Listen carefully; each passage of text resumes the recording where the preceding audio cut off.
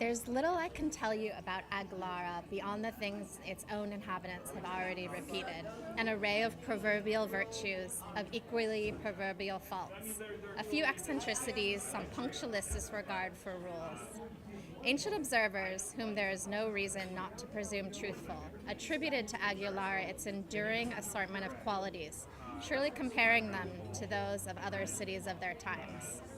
Perhaps neither the Aguilar that is reported nor the Aguilar that is visible has greatly changed since then, but what was bizarre has become usual. What seemed normal is now an oddity, and virtues and faults have lost merit or dishonor in a code of virtues and faults differently distributed. In this sense, nothing said of Aguilar is true, and yet these accounts create a solid and compact image of a city, whereas the haphazard opinions which might be inferred from living there have less substance. This is the result.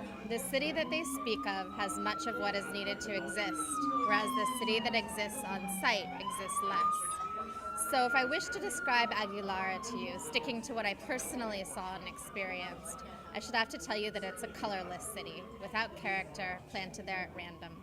But this would not be true either. At certain hours and certain places along the street, you see an opening before you, the hint of something unmistakable, rare, perhaps magnificent. You would like to say what it is, but everything previously said of Aguilara imprisons your words and obliges you to repeat rather than say.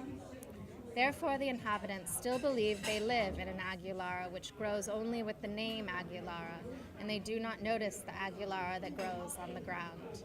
And even I, who would like to keep the two cities distinct in my memory, can speak only of the one because the recollection of the other, in the lack of words to fix it, has been lost.